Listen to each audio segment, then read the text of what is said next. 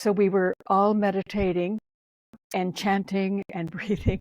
And then this incredible light disc came through my eyes were closed, through the glass doors and hovered over my crown chakra. And the energy just pulled me up. I was sitting up straight. And then I knew that was filled with the vibration, the frequency was so powerful. I thought there's no way that I can experience that frequency. And just as I was thinking that, then a female came out of the bottom of it and just swirling. And she had a white square satin hat and was white satin to the waist. And she went right through into my heart chakra, into my heart. And she began to sing. And I have that in the book, is that we are here. We are here. We are here for you all three. Welcome to the Transformations Podcast. Here, guests and I will share our transformative experiences and will explore how to find excellence in life. Betty Kovacs, welcome to the Transformations Podcast. Thank you so much for joining us today. Thank you for having me. I'm looking forward to it. Me as well. I'm fascinated by your work. We're going to talk about a few things from your books, Merchant of Light and The Miracle of Death, but I also want to discuss some other things more broadly. Good. And you've been through quite a bit of trauma and loss in your life with the passing of your mother and son and husband, which is part of what spurs a lot of the work that you're doing and the growth that you've been through. But I'm curious to know, when you were growing up, or maybe in your teen years, did you have an interest in things metaphysical or things supernatural? I think in my teens, I had never heard that word. Growing up then, you just didn't hear what we hear today, But from the time I was a child, we lived in the country. I had an older brother, and he and I were always trying to figure things out. We didn't have the words for it.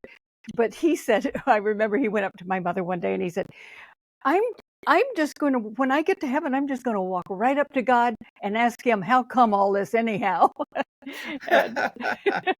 So we were just always playing a game like, what if there wasn't a world? So we'd close our eyes and squint, what if there wasn't a world? And we try to get to nothingness. And I realized later, much later, that that's a very spiritual tradition, that out of nothingness comes all beingness. There is so I think I was always interested in it, but in those days there was the old worldview of nothing but matter, or the religious worldview. And my brother and I would go to church, and we would choose the churches. My parents didn't, but they were quite tolerant of everything. But we would go where there was a big group of kids. But I did grow up with stories of a man named Jesus, and here is a very ethical, compassionate, heart-centered consciousness. So that model was very meaningful to me, but I couldn't accept the doctrines of the religion. So it put me on the chase to find something that I could really think was authentic. Yeah. What faith were you raised? My parents were not. They didn't belong to any religion, but I was in a Protestant area, and I think their families had been that sort of. But they were just open about everything, even what we were going to do in life. It was never a question about what they wanted us to do. We had free choice, but we would go and we would talk about things to them sometimes. But no, so I wasn't raised in any rigid faith, for which I'm grateful. Right. So it was a Protestant church, though, I'm assuming. The whole community around us was basically that.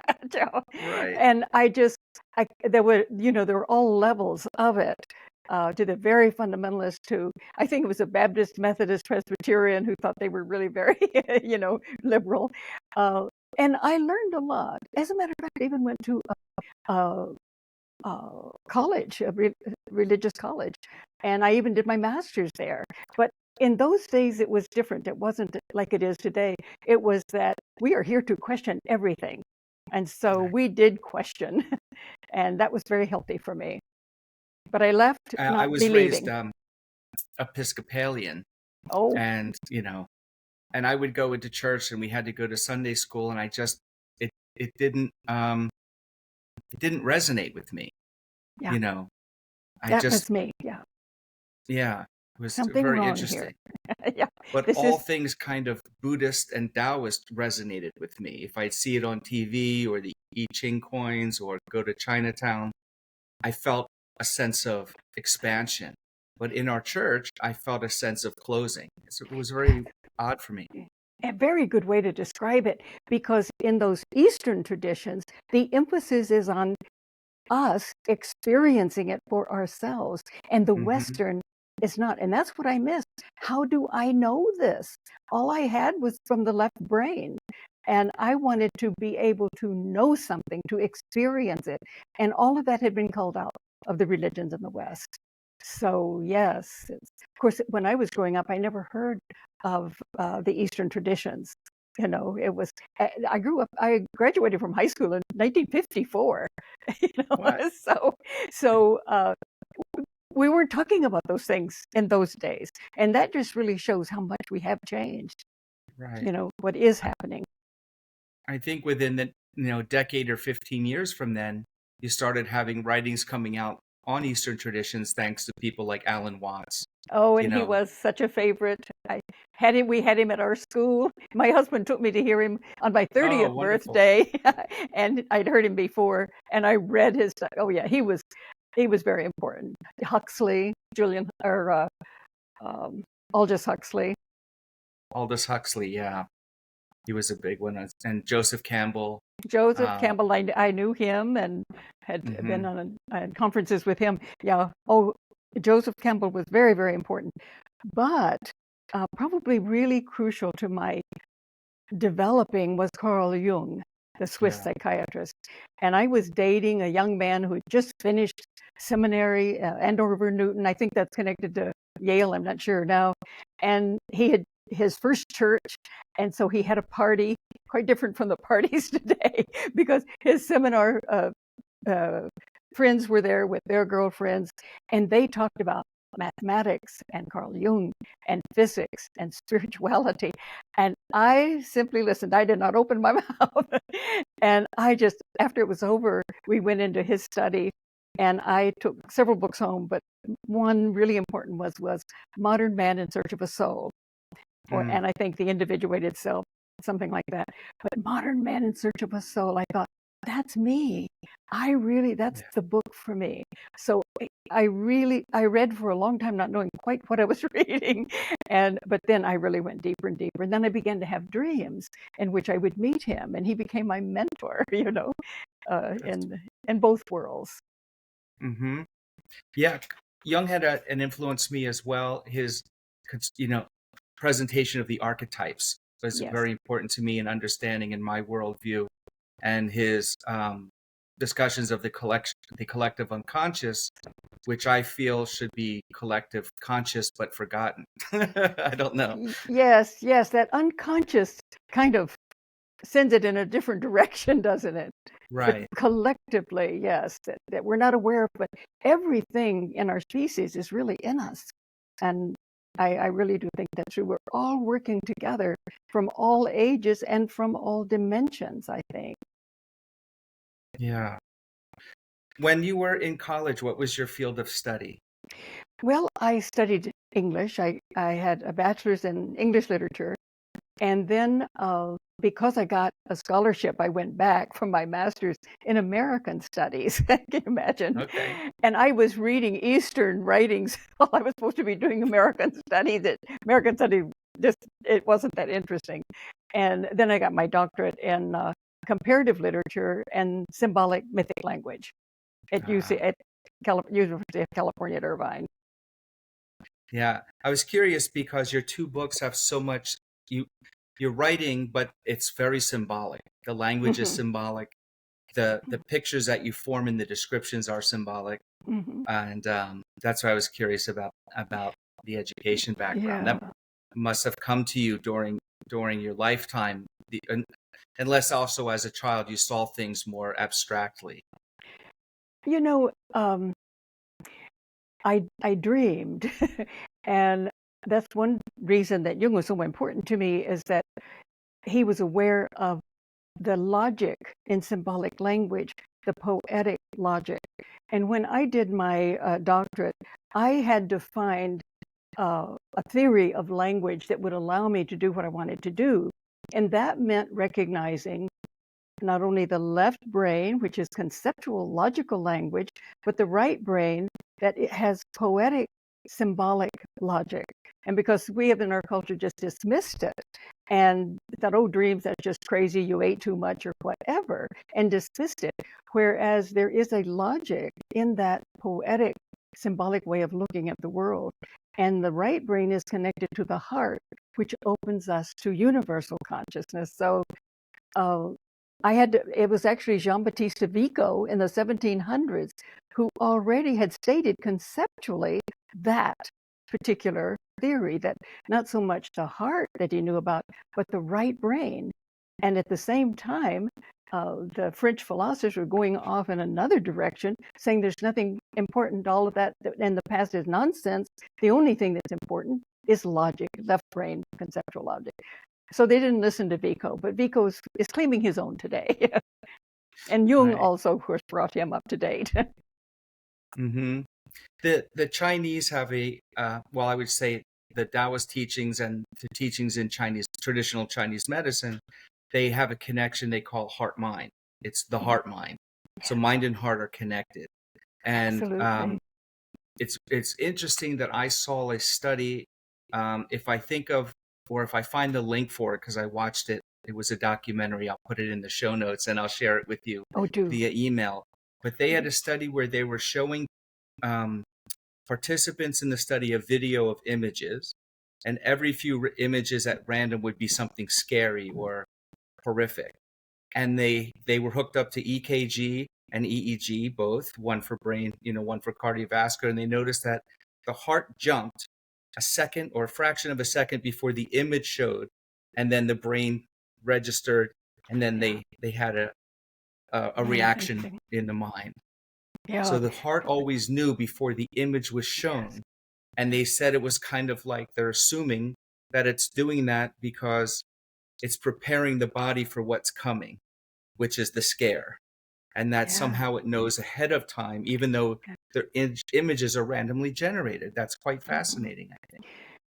That is, and I do want to know that study. And also, you probably are aware of Heart Math, that organization. Yes. Yeah, the same thing. They've done these incredible studies to show how much, if we center in the heart, the healing and the knowledge, and of course that deep, we call it intuition, that comes to us before we see something. But very often think something feels, something's going to happen or whatever, and it's telling us, it's preparing us. And this is what has been so tragic in the West, is that all of that was suppressed and repressed, because we had, as I talk about in Merchants of Light, shaman, mystic traditions. Those cultures formed the root of Western culture, but they were suppressed, and they had to go underground, and they were lied about. It was a terrible thing that really stalled our evolution in the West, and I think we're rediscovering it today. Thank heavens. We must, because we influence the whole world now, and we've got to awaken to the wholeness of who we are. Yes, you talked about these mystic schools, and about the cave paintings and the Egyptian glyphs are showing a ritual process through those. They weren't just one-off drawings, No, they're actually walking you through a ritual process. Exactly. I think it's very fascinating. Oh, it is. And there were people early on who went to Egypt, and here are the most magnificent ruins, and they tried to figure out what was going on, but of course they were ignored. And then when the Egyptologists started going and doing their very technical studies, they were totally unprepared to see what was there, because they misunderstood evolution, thinking that everything that comes later is smarter than what comes before. And also there was no spirituality. They didn't have that understanding. And so it wasn't until Schwaller de Lubitz, who used all of the knowledge of the Egyptologists, but went much deeper and much further. And oh my goodness, what he saw. Because sometimes we can't see things if we think that they're not existing. And we've always said, that's nonsense, there's nothing to that. And so we can't see it. But then, and since then, I like Jeremy Nadler, who saw in the pyramid text the shamanism that had existed, and also Alison Roberts.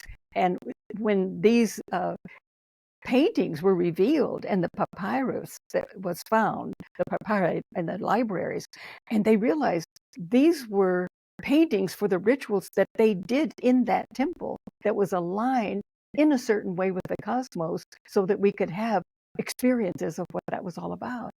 It's so far beyond what we have done today in the West. Yeah, it's interesting that we think we're in the most advanced technological age with our knowledge of medicine and architecture and science, but we can't even build, the temples we can't even build the Great Pyramid. We can't build the temple at Angkor Wat, in Cambodia. Another we don't know how magnificent. any of, they're finding new huge temples in South America when they're with the satellites in space using different spectrography that we didn't have before. And there's these massive temples. There's no way of knowing how they did that technology. And yet we want to dismiss the thought patterns, the spirituality, the idea of vibration, of consciousness out of the way and say none of that's real, but we still don't know how to build this. It's maddening. And then when the mathematics reveals the incredible brilliance in the temple builders, the pyramid builders, and it's still ignored. But it is it is the characteristic of the left brain that it can separate itself from the right brain and think that it is superior. And this is the thing that has been so deadly in Western culture, is that sense of superiority when we know so little, really, even in medicine. I mean, do we really know that much? There are some amazing things that we know, but when I think about Ayurvedic medicine and how to prevent illness and keep the body healthy, we know we at least try to treat illnesses, but there's not much about prevention.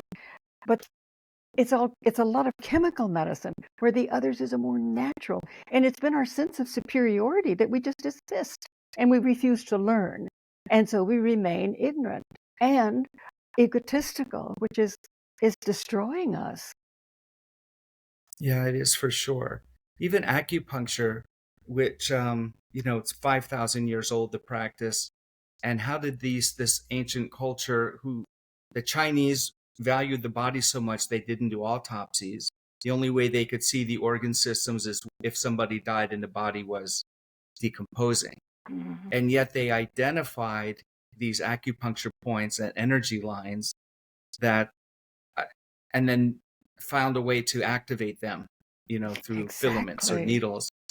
And Western medicine still saying, oh, it's placebo, even though the Russians 15 or 20 years, more than 20 years ago, did studies where they injected radioactive material into an acupuncture point and tracked it as it actually went up following the channel to each of the successive points in the leg. Oh, really? Up the channel. It's quite fascinating. That is fascinating. And then it gets suppressed, like nobody's talking about or sharing the study. That's always the case, isn't it? Always the case.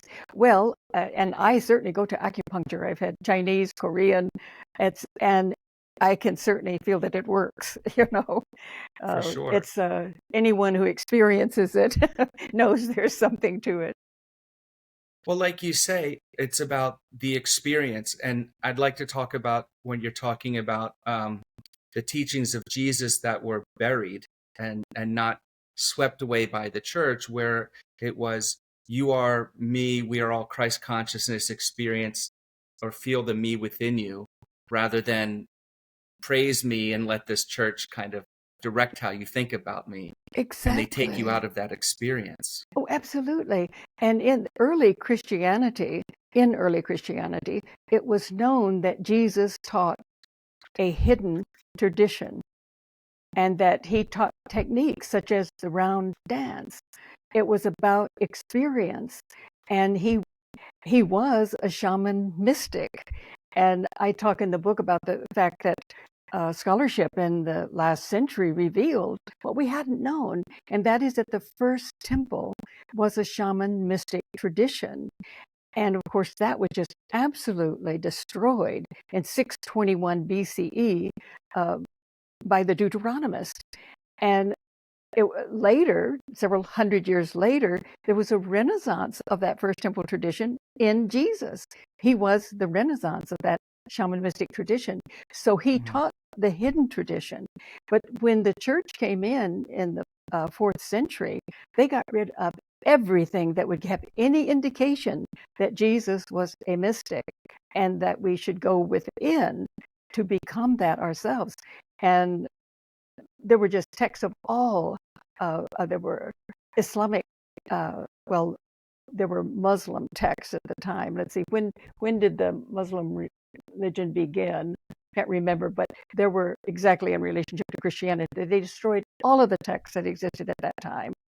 And so they told the people at Nag Hammadi in Egypt, either you get rid of these or we'll destroy them. If they're here when we come back, we'll destroy them. So they buried them, thank heavens.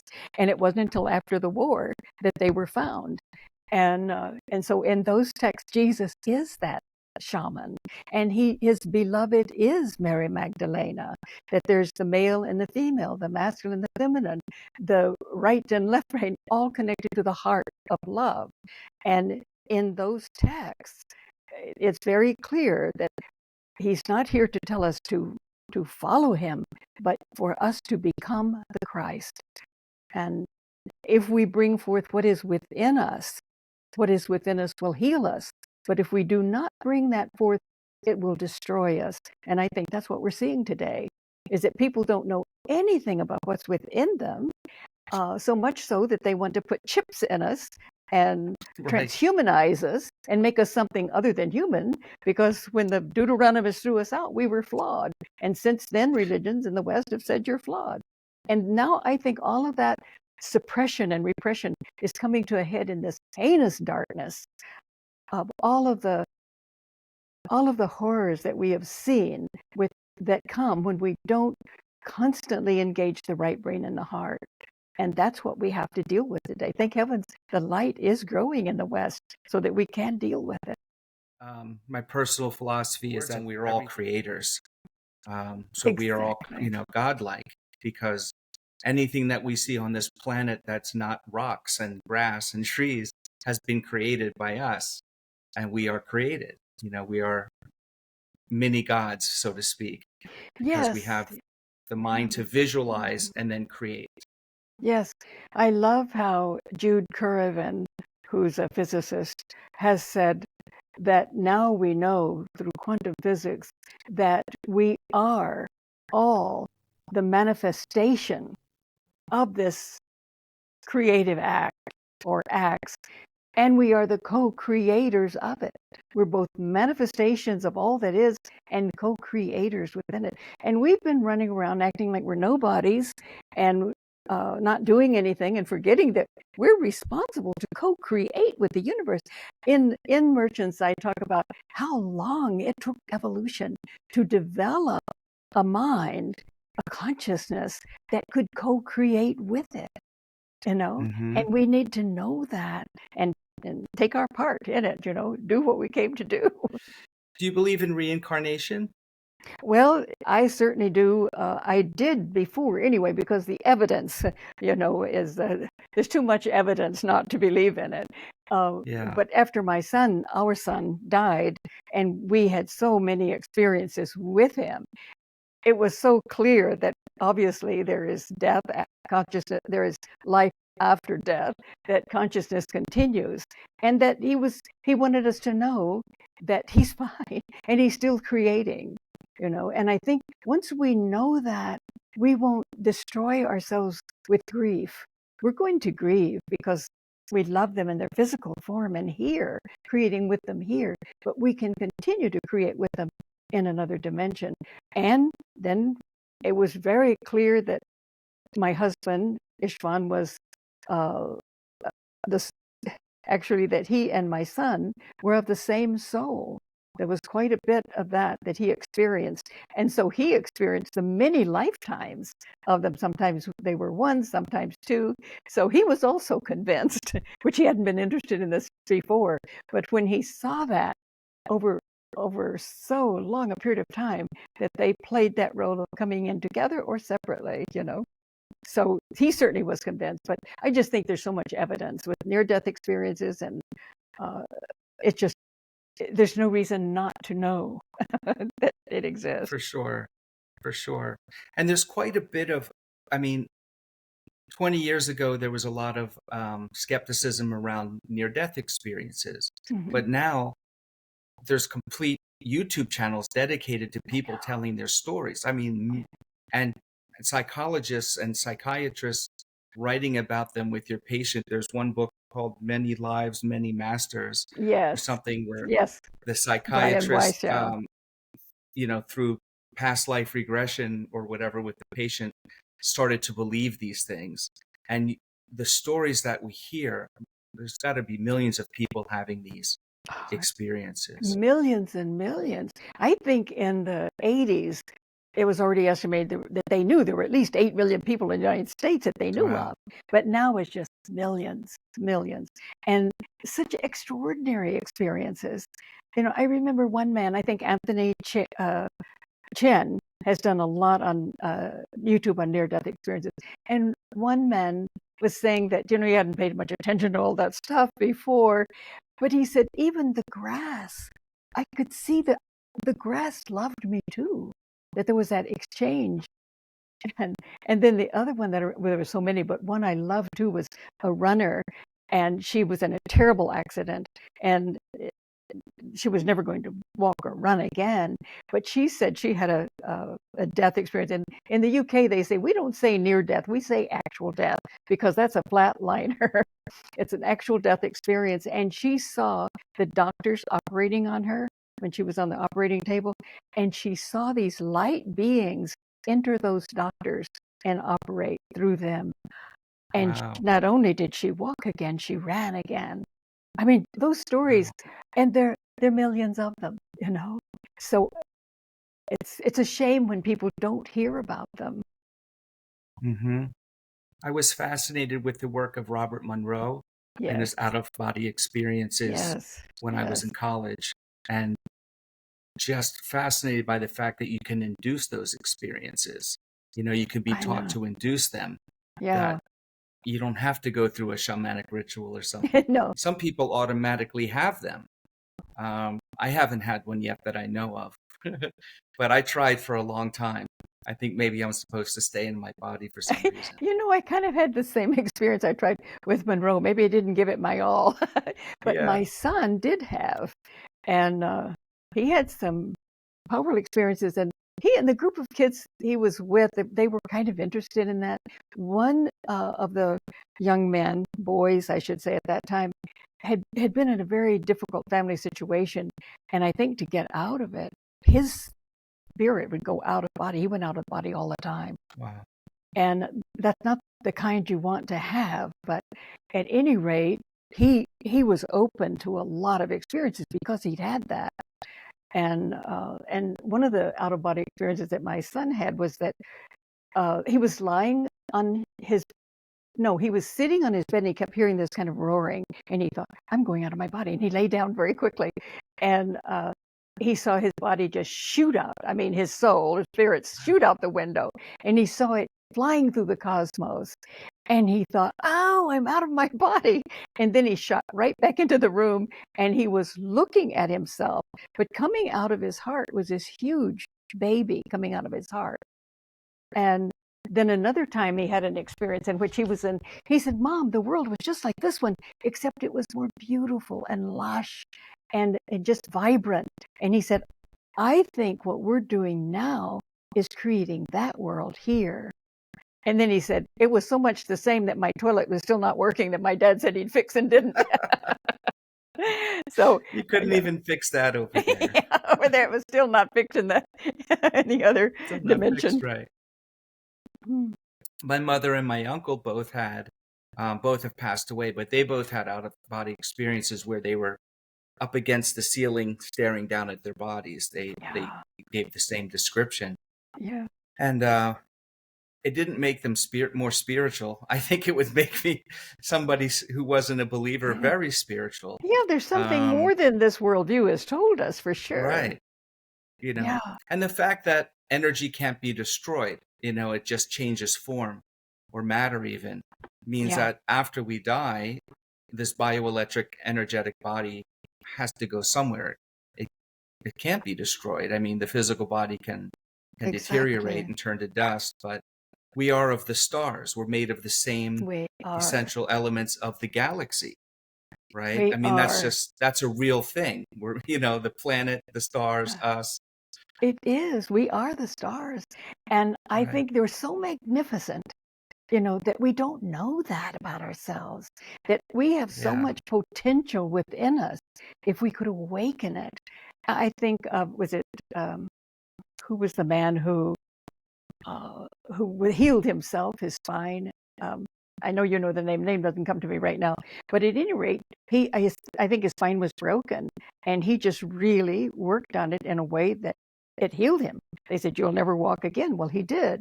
And I'm thinking, when I'm not feeling well now, why don't I know how to do that? You know, I think we all can. And I think there'll be a time when we'll become such good creators. We're not going to have this kind of illness on the planet. We're not going to see old people so decrepit, so in pain before they die. That is not necessary. I don't think it's necessary at all.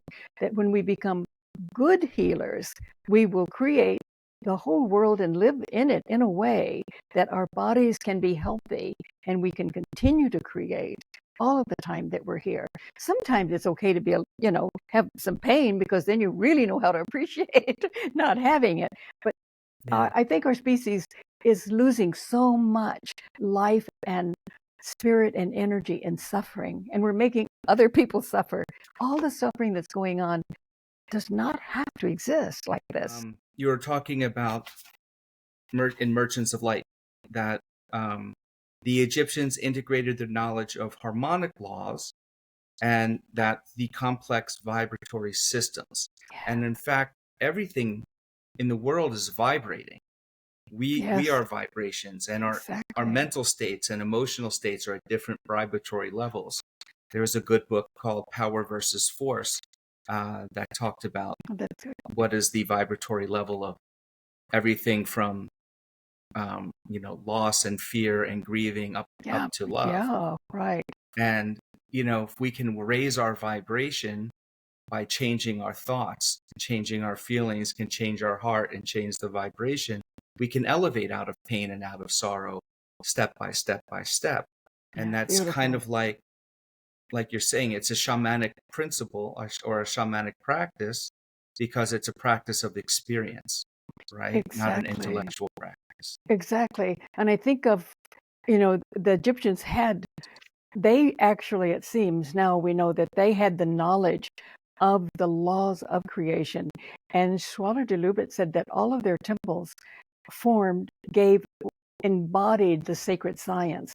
So each temple was aligned with the cosmos and the earth in a way so that the person who entered it would experience those laws of the cosmos, experience them immediately. I mean, it would just be that awe, you know, that this is the way it works.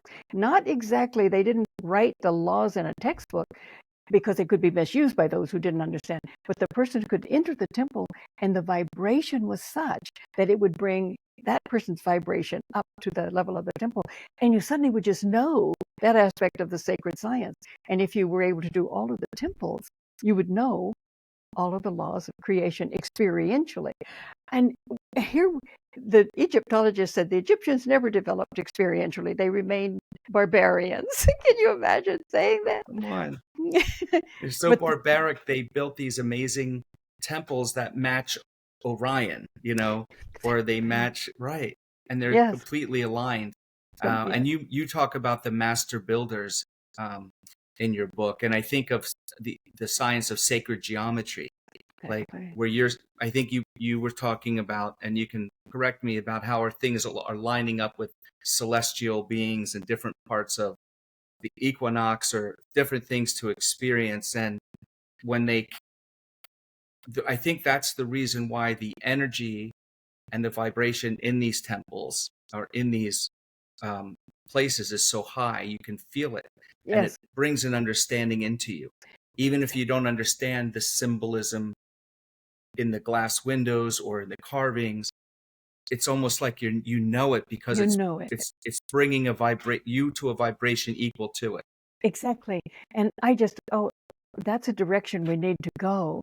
We need to go in that direction rather than in Hmm. the direction of technology and transhumanism and thinking that we don't have those abilities and then making robots out of us or transhumanizing. No, we don't need to do that. We need to know what it means to be human. And I think if we could just learn more from these ancient cultures and learn about vibration and how to raise it and experience it. There was Jeremy Nadler mentions a monk trying to explain to a Greek philosopher, because the Greeks did go off in the left brain direction, and the Egyptians never did. They kept both active with the symbolic language of hieroglyphs and so on. And so he tried to explain to him, and he said, what we do is that we we always keep a sacred context. We are always focusing on this higher vibratory information, the spiritual tradition, so that when we study any of the sciences, they are always within the sacred context. It's when we Hmm. rip it out and the heart can't give meaning and purpose if we cut it out. The left brain doesn't have the ability to see the whole picture, but if it goes to the right brain and the heart, then that whole picture emerges and we see the meaning and purpose of life. Leave the left brain to itself, and they say it's no meaning, no purpose. When you're dead, you're dead. We're a fluke of nature. What nonsense. But it's because we were disconnected. And the Egyptian, yes, it was deeply rooted in that frequency of a particular temple aligned in a particular way so that we could know it, without having the details of the mathematics or whatever.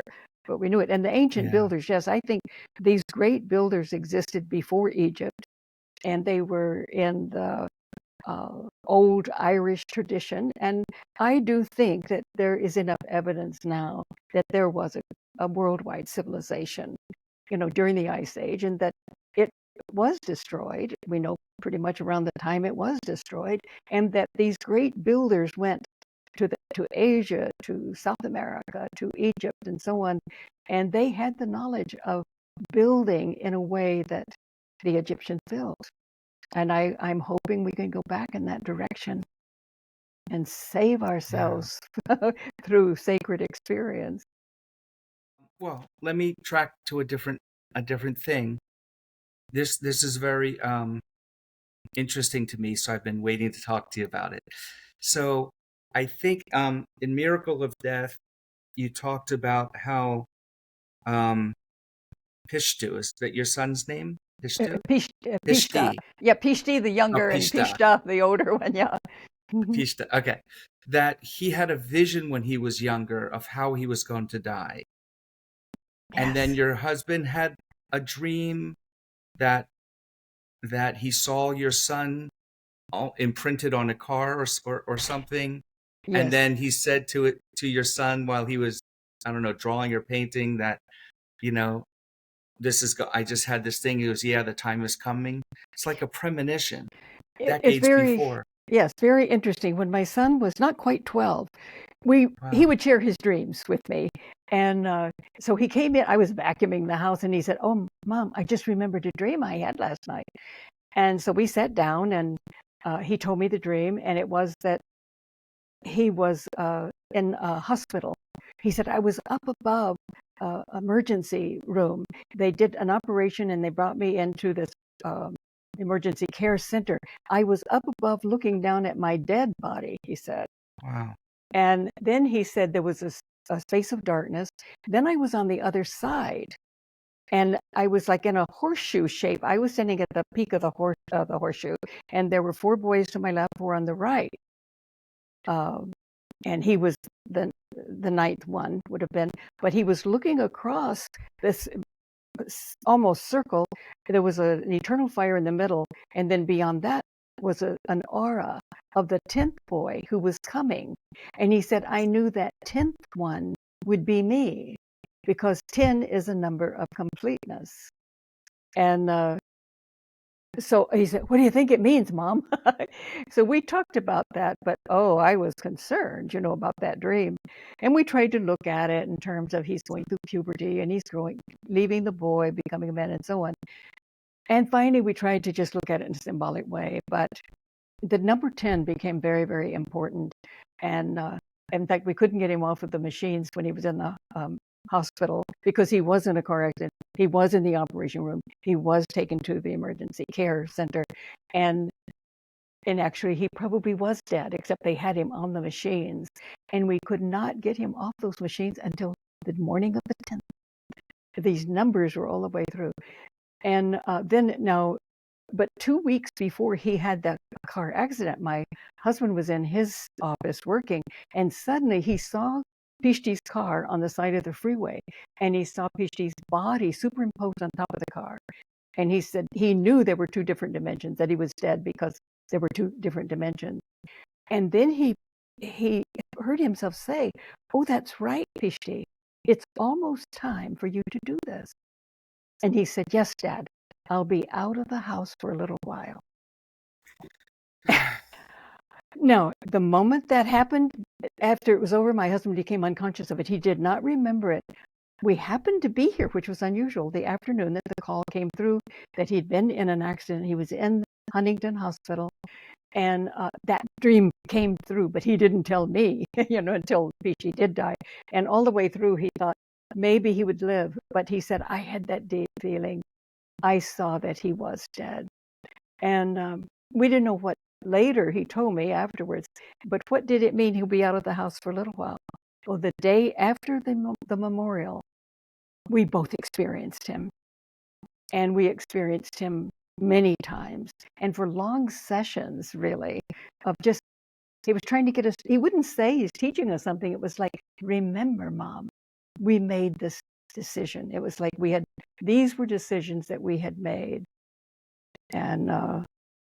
And my husband said it was like going to work. It was like a tape recorder, making up for all that he hadn't known before, because he hadn't been interested. And he said to Pishi after he passed over, why was I like that? Your mother was interested, I wasn't. And he said, well, Dad, it would, had you pursued that when you were a child and continued, because he was interested as a child. And he said that you and Mother might not have been able to conceive me, because they were of the same soul. As a kid, he was just really a little kid. His mother said, I'd read him a poem, and he had it. Well, he was playing stork. He was in Hungary. They were up in the tree playing stork, and he fell out into a wooden trough and did kind of twist the brainstem. He found out later, but he's never let his mother know. He's afraid he'd get a spanking. But he couldn't remember. He couldn't memorize things like that. It was slightly off. And he said, Dad, that had to happen so that you could conceive me and I could be born. Then after Pishti died, my husband would come into the study and say, what should I read next? I've got to make up for 50 years. So it was that he could do it then. So there were just so many mysteries that were kind of clearer, at that time. So we knew that he was coming back, and he wanted us to remember so many of these things that we had forgotten, but now was a time we needed to know them and remember why we came, why we did it this way, why we had made. And my husband said after one vision, he said, I realized that sometimes I go first, and Pishti stays. Other times he goes first, like in parallel worlds. And he said, but you're the one who always stays to write about ML, Merchants of Light. And I tried to get him to explain that, because he wasn't dead yet. I wasn't expecting him to die. But then when he was killed 2 years later, then in a third car accident, then I thought that's what he meant. That this time Pishti went first, and then he went second, and I'm here to write about it. The whole thing is just puts a knot in your throat. I know. Yeah.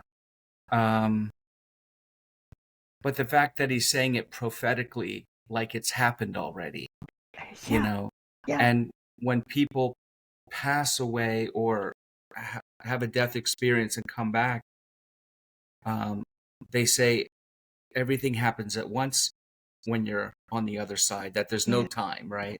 Time, exactly. space is our concept. Yeah, So you can be in every place at one time. You can hear every conversation at yeah, one time. yeah. You It's can see so, all of your memories at one time, and yeah, you're fully in every memory at one time. So if your husband's saying, sometimes I'm here and he's passed, and sometimes I'm passed and he's here, and he's saying it while he's here, it's almost like he's seeing the checkerboard of you know, yes. And the experiences I had gone to Peru to work with shamans before Pishti's death, and I started having visionary work at that time. We had worked with sacred San Pedro in Peru and others, and always there would be this deep understanding: there is only now in the universe. right. Everything is now. So all of these parallel worlds that we may also be living in and playing similar games with slight variations. So I thought, well, I need to get in touch with some of those other parallel worlds. Can you help me out here? Have you already Right. experienced that? But I just think, it's so much more than most of us, well, certainly our culture has allowed us. I said in Miracle that I began to feel like I had been living in 1 square inch of reality and Right. calling it reality. It was just so much more. And it's at the heart of the universe is this love, that strongest, most vibrant, creative energy there is in the universe. And if we can tap into it, I mean, we do when we Right. love each other, but evidently, there is such a vast experience of what love really is. Yeah. It's like the assumptions we make about the world and the universe and our place in it is based on our experiences. And if you don't Yeah. have an educational experience or a philosophical experience or life experience, your worldview is so small, becomes so narrow. And Yeah. And that has I, been the West. It yeah, has been so narrow. Mm. yes, very, very narrow. It's like you were saying when the Greeks, when that kind of Western philosophy started, it all went one side of the brain. It all went to rational thinking, and all the kind of supernatural or mystic or naturalistic, I guess, kind of was getting pushed away. And then, you know, governments and churches come in and just squash it because they want to It's be in charge. it was brutal. My realization when I really started doing more of the research was how absolutely brutal the Roman Church was in destroying all of, I mean, Hebrew texts, Islamic texts, Christian texts, and certainly the Gnostic texts. The people who had actually experienced it and knew the Gnostics, they were the heretics of the church, the no goods that we have to Right. get rid of. But they destroyed classical culture and the natural knowledge of nature that farmers and people living in nature knew. It was just such a brutal destruction and murder of so many people. And we lost so much. And even, I thought how interesting when I was teaching in college and was learning these things about the East, that no matter how many times colleagues or people in the West heard it, it's like it was nonsense. They dismissed it. They couldn't hear it. I mean, I think if that person really did levitate, don't you think there's some questions to be asked, Right. about our science? But no, Right. They just dismiss it despite the evidence. You know, despite the they evidence, that's it. it's Mhm. cognitive dissonance, right? No It matter is. what evidence you hear to the contrary does not compute. Yeah, I know. And I think today, too, of course, we have such, corporations own the media. And they why, do. there aren't more questions being asked? You know, how can the, how can this be? It's sort of the same thing. It just, if it comes up, it can't be heard. Right. But I think it's so Right. important that we know this history, that our roots are in a shaman mystical and scientific tradition, scientific within the sacred context, and that we are so much more than those who want power want us to believe. You're nothing. It's your fault. You're no good. We have to fix you or save you or transhumanize you. No, we've got to let all of that go. We are divine beings. As you said, we're creative, we're immortal, and we're divine. And we need to know that. Right. In order to save our species, actually. I think our knowledge base needs to be that way. It can't all be of the philosophy of what people think is real, and cut out the shamanistic tradition, the internal alchemy. I mean, at least the alchemical practices internally are still practiced in China, which are the different meditative and qigong energy practices of combining what they call heart fire and kidney water to create a synergy in the body, and these different things. They wouldn't be around for 5,000 or 6,000 years if there was no value. Oh, absolutely. Absolutely. And ignoring natural ways. What is so disturbing to me is ignoring this beauty of the human body and its immune system, and actually trying to choose my words here, giving things to our children from day one that attack the immune system. And today we have the most unhealthy group of children that we've ever had in the history of the world that we know anything about.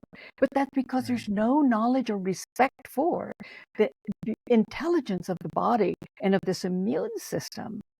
And if we keep shooting it full of chemicals rather than allowing it to do what it can do. But that's, again, part of this.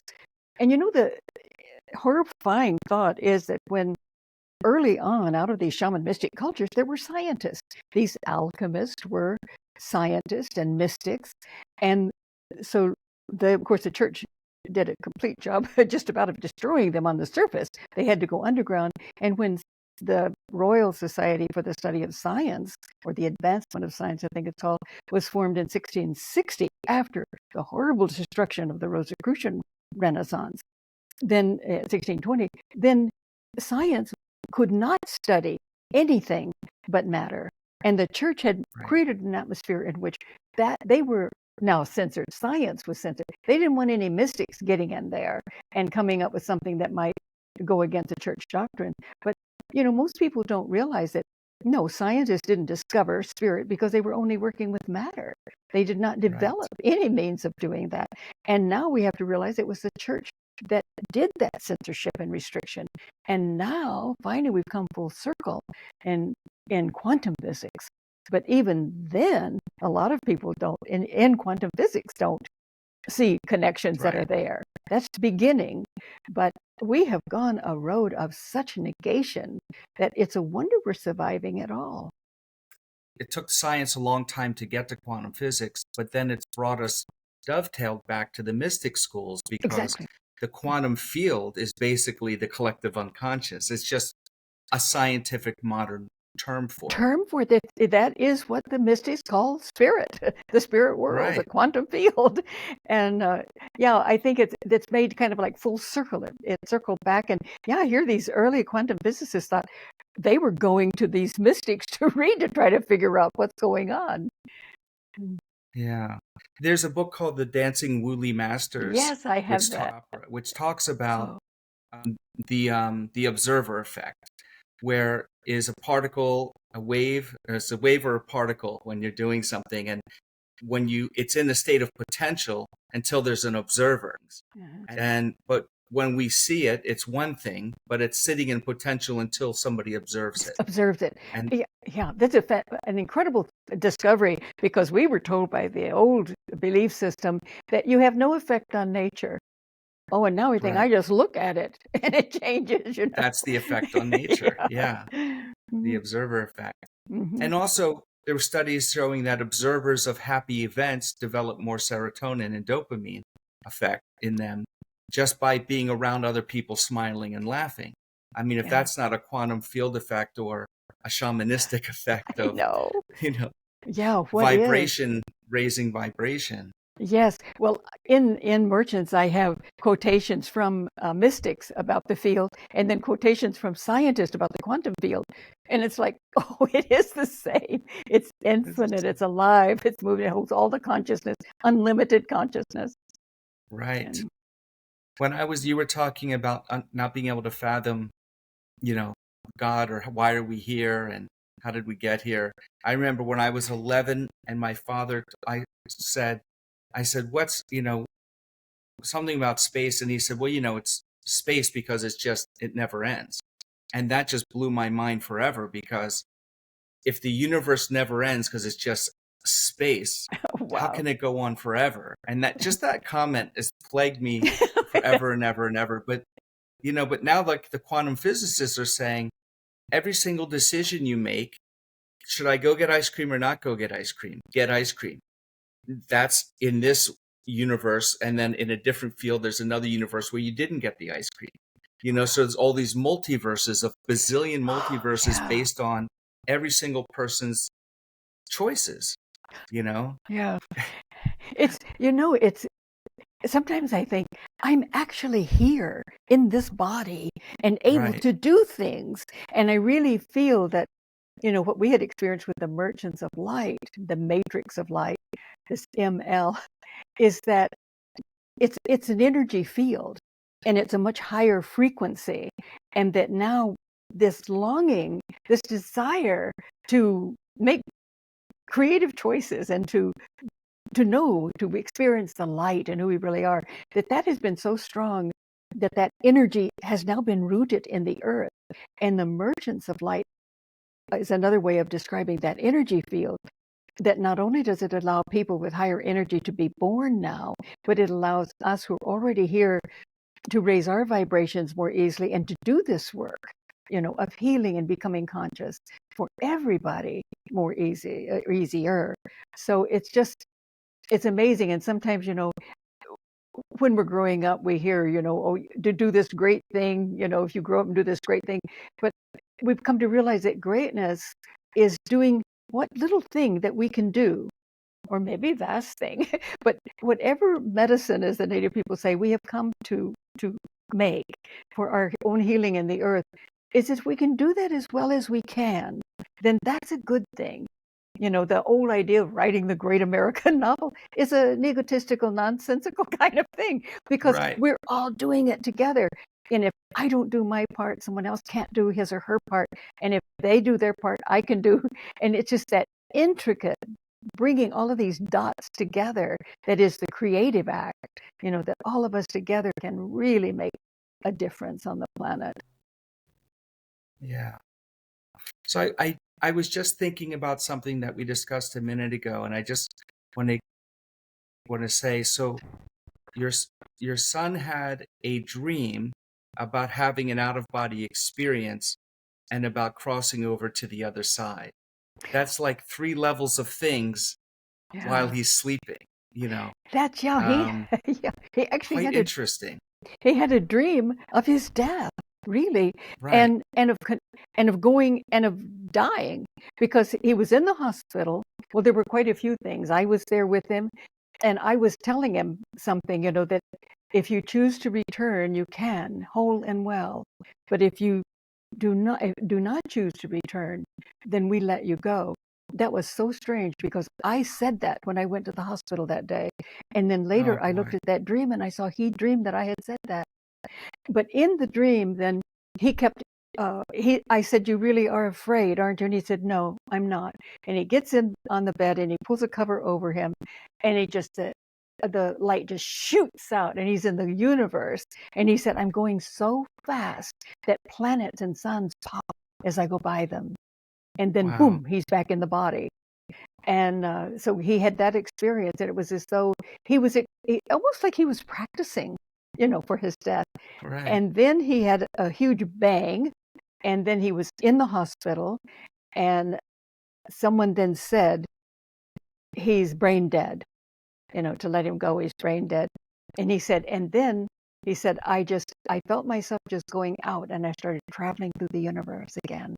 So it's almost like he had practiced it, and now he could do it knowledgeably and peaceably, and he left.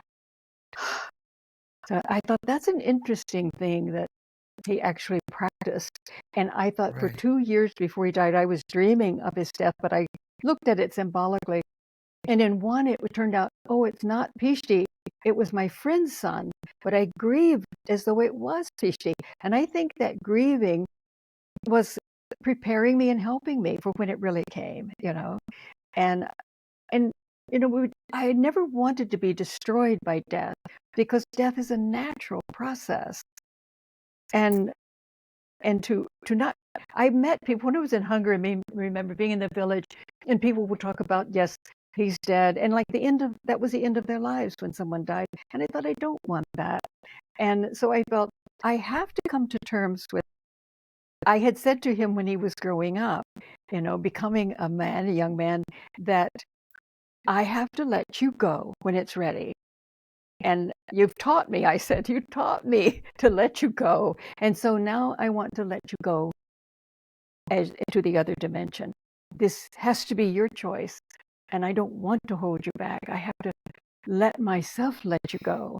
And that really helps, the grieving process, to live the natural process of death. But we can only do that when we know that there is life after death. Right. And also when we know that we do come in and we go out, we have to make our choices. Our children make their choices here and in their deaths. So that was I was thanking him that you taught me to let you go while you were alive, and now I can use that knowledge in your death. Yeah, and I think you had discussed in the book about him coming to you, like you felt his consciousness many times, like he was there, but he wasn't allowing you to see the physical image of him. Yeah. Because as a mother, I know. that just would, I can't imagine if either of my children passed. I don't know how people deal with it at all. But what you're telling me seems to be, if there's a way, that's the way, is to have preparation for it, to know, have them come back. I'm okay. I'm not gone. I'm here. And then can you tell us about there was a process where he said, let's review my life and moments, live them fully and let them go. Yeah. That was not long after his death. And yes, I did. My husband saw his image and his girlfriend saw his image, but I couldn't do that. But I would know where the energy was in the room. And I had been to a bookstore and heard music that just opened my heart. And I bought it. It's called Miracles. And so I came home and I went in. His room became a meditation room because before he had the accident, he had painted it white. He'd put Susan Boulet's shamanic paintings all with thumbtacks on the wall. And so we used it for a meditation room. And so I was jumping into my sweats when I got home, and I'd put the music on, and I heard the music. It was like I was just drawn into I laid out on the bed quickly, and Pishti was there. He was like, I could feel him to my right. His energy was there, and he knew I was suffering. And he said, okay, Mom, let's live through all of the major events of my life together. And so we were doing that, and he would say, surf on the ocean of life, surf on the ocean of life. And so when I would, this is beautiful, this is wonderful, and I was so joyful. And then I thought I wanted it to stay. I didn't want it to go. And I'd start to sink. And he'd say, Mom, surf on the ocean of life. Let it go. Live each moment fully. Then let it go. And so this was just so incredible. There would be times I'd be crying. I can't let that go. And then at the end, when he was taken off the life support, and I was there, and I thought, I can't let you go. I cannot do this. And then I thought, wait a minute, I've already done it. Right. And so, and then he said, Mom, remember Faust? And when he said, it was when Mephistopheles wanted him to say, I can't let it go. And when he could not let it go, he was caught. and he couldn't do anything. But the moment he could let it go, then all life was there. Now, my son hadn't read Goethe, but he knew I had, and they can use what we know. And then the music stopped. Just at the moment that I remembered, that's right, to hold on is death. We experience it fully and let it go, and we're still surfing on the ocean of life. And I had such joy when I could let it go, but when I wanted to hold on to it, I started sinking. So it was a wonderful lesson. Live life fully, love deeply, want to hold on to it, yes, but let it go. And when you talk about your own children, the thing of it is, I thought that if anything happened to him, I would die. There was no way I could. Right. But the universe doesn't, it's there for us. And it embraces us and teaches us. And I want that to be possible for all of us. It is possible for all of us, but we don't always experience it because we've got such a darkness around the planet that blocks those frequencies, I think, because of our belief system. It's our heritage that we should all experience those we love when they cross over, because we've loved so deeply. It's not meant to be them to be jerked out of our lives and no contact, but many people have that. And I had a student whose son had died, and 20 years later, she was still on medicine. That's, we don't want that for ourselves, for others either, for anyone. I think I remember from the book you were saying that your husband and your son came to you together and said there was another female energy with them. Oh, yes. Well, it's interesting that after my husband's death is that they always came together. So I guess they were one soul, They would be either my husband or him, but they were always there together. And I think that Pishti was, certainly in life, he was the one who was open to all of that, much, much more than my husband, until Pishti died. But yes, they would both come. But we had already been through 2 years of experiences with Pishti. And when he died, it was, when I would meditate or take a journey, sometimes we did use sacred medicine, sometimes we did not, always within a sacred context. I had music. After Ishwan's death, I had to have only silence. I couldn't have anything but silence. And he was present, but it was like just a reminder, remember what we have experienced. In fact, the night he was packing to go, he was going to fly to Germany, then to Hungary. He had business there, and his family was still there. And for some reason or other, I'd usually go to bed. He'd stay up so he could sleep on the plane. But I sat in the room with him while he was packing, and I just started crying. Here again is this heart knows before something was not. I just was so sad, and I didn't know why, and he didn't know either. But he embraced me and said, "No matter what happens, just remember, we know what we've experienced. No matter what anyone says." He didn't want me to fall out of the, So somehow or other, both our hearts were picking up that he wasn't going to come back. And so he said, "But just remember, we know what we've experienced." And so I did. One powerful experience after his death was I just was done in. I just exhausted with it all. And I did feel this beautiful lotus. I could see the lotus above me, and then it began like dew coming down from it and just going into my heart. And it was healing. I felt that had I been not so knocked out by it all at that point, that I could have maybe experienced it more, but I felt it's okay. The dew from the lotus is going into my heart, and that's healing. So I'm grateful Is that the for same I'm sorry. No, please. Is that the same experience that you talked about with, I'm going to say, a disc or something coming in through the doors and going over your crown chakra and entering in through your body?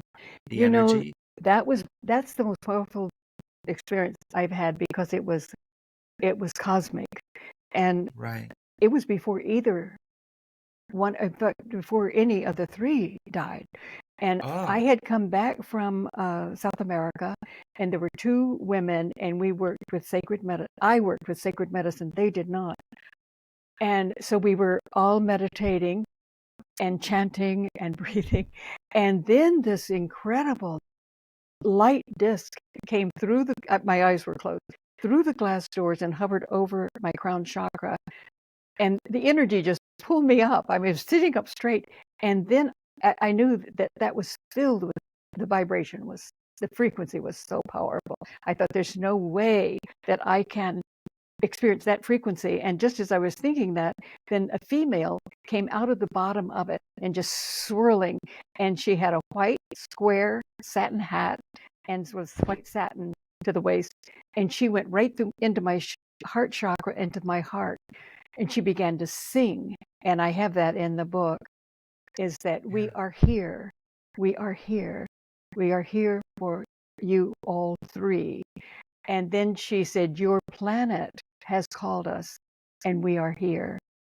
And then I experienced a vision was so powerful that the longing and the love on the planet has increased its vibration to a point. It's longing so intense that it now has the energy to hold that light. And she said, we are the light circling around your planet. I knew they had been there for thousands of years, that they were there, but they couldn't connect yet. And it was like now they could connect to the planet because there were enough of us to anchor that light in the soil of the planet. That, I still at that point, I didn't know. I was still trying to figure it all out. And I went to Europe on my sabbatical after that. And I'd always think, I couldn't make that one up. There's no way I could. That was so powerful. The energy so intense. As a matter of fact, after it was over, I couldn't move. And one woman of the two, she was kind of a large lady and she was just very intuitive. And I lay down and she just held me for about an hour, just like trying to hold the energy together, because it was so powerful. And I knew that we have to know this planet will make it. We will make it because there's so much love on the planet. And we've been so misinformed about so many things. That love is going to guide us and anchor. We will anchor, all of us who are loving are anchoring it in the planet, so that these figures who want to control us and have control of the whole planet and transhumanize us, they are ill too from all of the censorship, that they too will be healed, and light heals. So that was I can get kind of down, sometimes about the earth. But then I think, wait a minute, remember that. What a gift to know that was experience. I couldn't, if someone just told me, but the fact that I experienced it, I thought, no, that is real. And I don't know whether they came from, whether they were of spirit, or I just knew that they were cosmic consciousness, in that it was totally this high vibration. And she was like a what do you call it, transformer. She could bring it down to the level that I could experience it. Right. Yeah. It's almost like she was preparing you by bringing this energy through your crown chakra and energy into your heart, preparing you to be able to hear and communicate with your son and your husband when they passed, because you've had that preparatory connection with the other side somehow through her as well. And I realized later, after we had experiences with ML, merchants of light, miracle of life, masters of love, miracle lovers, all of this ML, that what I was experiencing was the merchants of light. That these spirits, and go back to that experience with Ishvan and Pishti, when they were talking together, and suddenly he becomes aware that there's this vast feminine being, and he said she was the most beautiful person I had, but she had no face. It's very interesting because archaeologically we found these ancient goddesses, they have no face. But at any rate, she was. Then he talked with her. I think she was an archetype of the feminine. But I started having experiences with her, and so once with my son, I asked him on the other side, I really don't understand, who is she? And he said, oh, Mom, there are those whose bodies stretch over galaxies. And I thought, did I maybe come up with something that he didn't? And, I was so amazed because years later, I read, I think it's, what is her name? Rodwell. What is her first name? She works with exceptional children. And she worked with a lot of children who say that they are from UFOs or whatever, that they have come to help the earth. And one of them said that there are beings that we are from whose bodies stretch over galaxies. And so I thought, oh my, sometimes we don't have all the answers, but we're involved in a great mystery for sure. It's just, yeah. I mean, if we think about a gnat or a flea, they're so small compared to us, or a giraffe, that our sizes, our planet is small compared to the vastness of the universe, and energy is energy and light is light. I mean, that's right. And the smallness has nothing to do with it. Every speck is a hologram and has all of the information that's available. So every single speck is as important as a huge ball of energy. So you had a dream where you were in Machu Picchu. And in Machu Picchu, you were trying to get up the mountain but couldn't get to the top because you had a realization at that moment. Oh, in the reality, I got to the top. In the real world, I was so happy I practiced hiking because I've never been that athletic. In the dream, I mean, the vision is that I was a huge being and I was blue. And I looked down and I saw this gurney taking my physical earthly body toward Huayna Picchu, the mountain, the sacred mountain of the great goddess, the old woman of the mountain. I thought, oh, great, I'm going to go. And this was the beginning way early. And I'm going to be initiated into the secrets. This is great. And so it was boom, boom, boom, boom, boom, boom, boom, boom. And these spirits were moving that gurney across the mountain, got to Huayna Picchu, boom, they disappeared, no entry. And then suddenly the whole universe opened. And I realized I am that mountain. I am those four spirits. I am the gurney.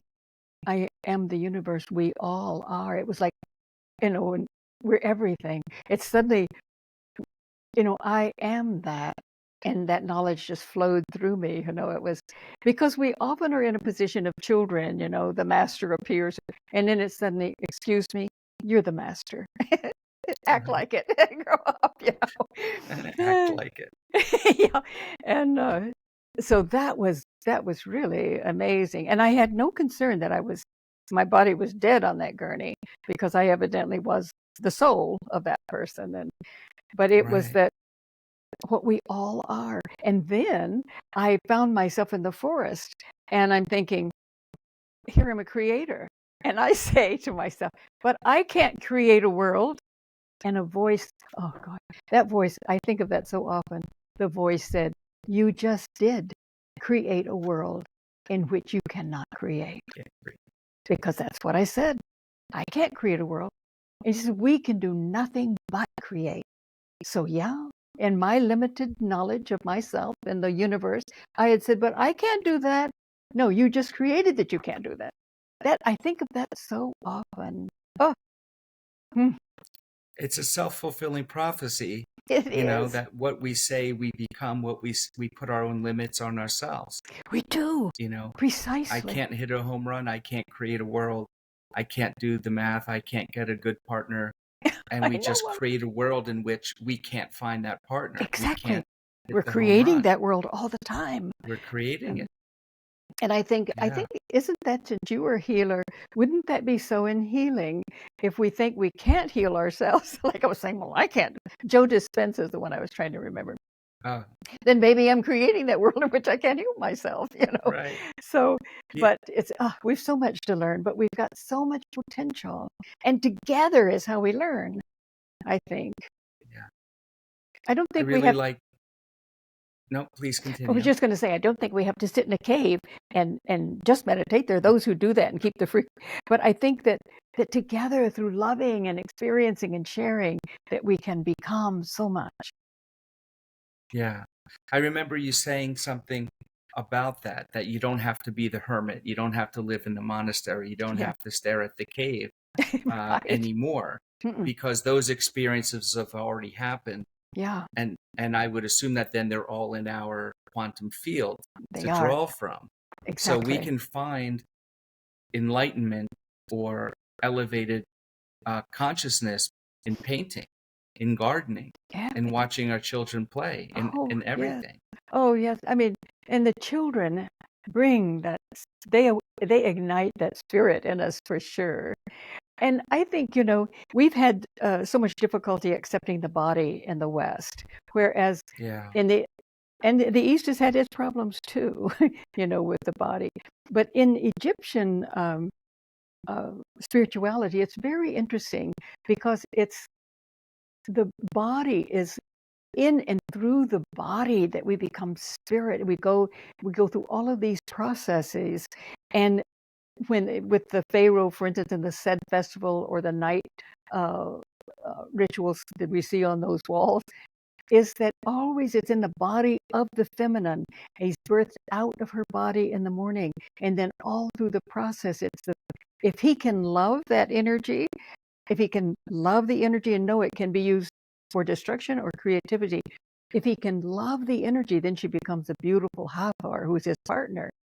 And she is the one who inspires sexuality and joy and duty. That says duty must never be without joy. We have to have this. But she becomes the one who delights in the physical world as well as the spiritual. Whereas so much in our spirituality, we've not understood the beauty of the body, whether it's in medicine or sexuality or whatever. But I think these deep traditions do, just as they honor the soil, the earth, the land as sacred. Yeah. You have a sentence in the book that says, "We must refocus our collective memory." And I Oh, think everything we've talked about yeah. today shows why and how we must do that. Yeah, oh, yes.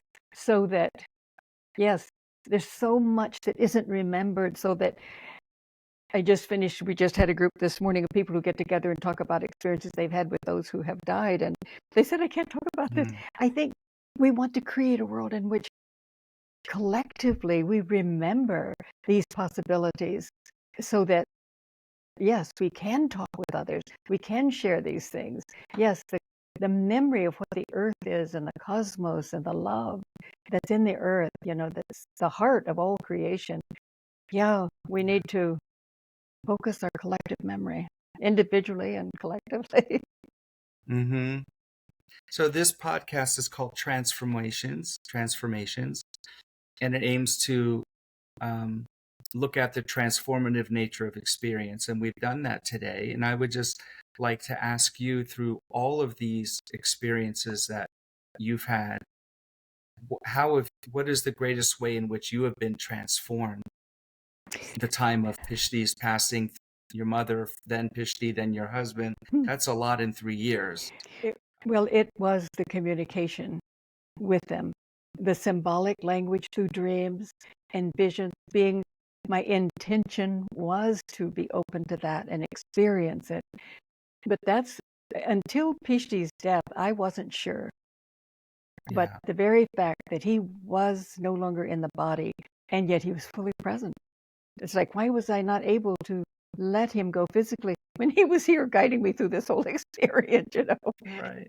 But it was, and I think this is what will make it possible for us to endure and to thrive on this planet, is that we will remember that it's our heritage to co-create with the spirit world, not block them off, that we're open, they're working with us, and we with them. We have a responsibility, as do they, born out of love.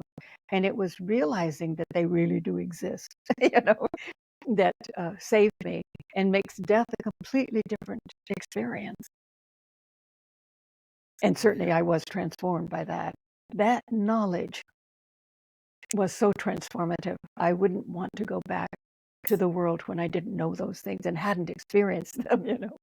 And we're all lucky, and because we get to be the receiver of your experiences and knowledge through your writing and through your speaking and interviews. And I'm very grateful for your work and appreciate you quite a bit. Thank you so much. Thank you.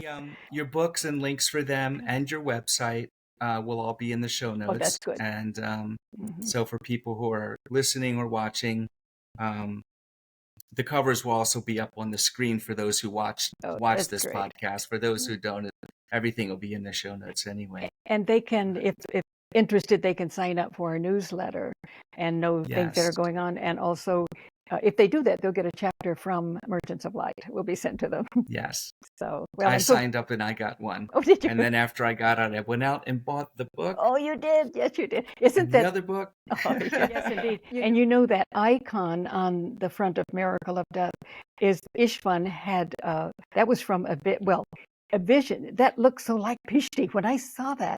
But Ishvan, in fact, that exactly is what Ishvan had experienced before I found it in a bookstore, that icon. Wow. And he had experienced that Ishvan, in his first experience, he saw this, like he was going through a dark tunnel and he saw light at the end and it came closer and closer.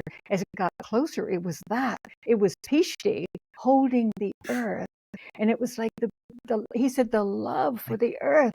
He's hugging it. Yes. He said it was so powerful.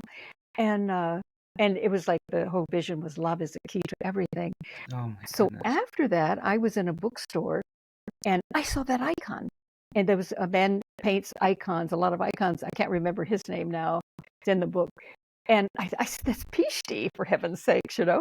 And so I bought it. And when I wrote the book, I thought that has to be on the cover because it looked so much like Pishti's body. It was like him. Oh, my goodness. Yeah. That's crazy.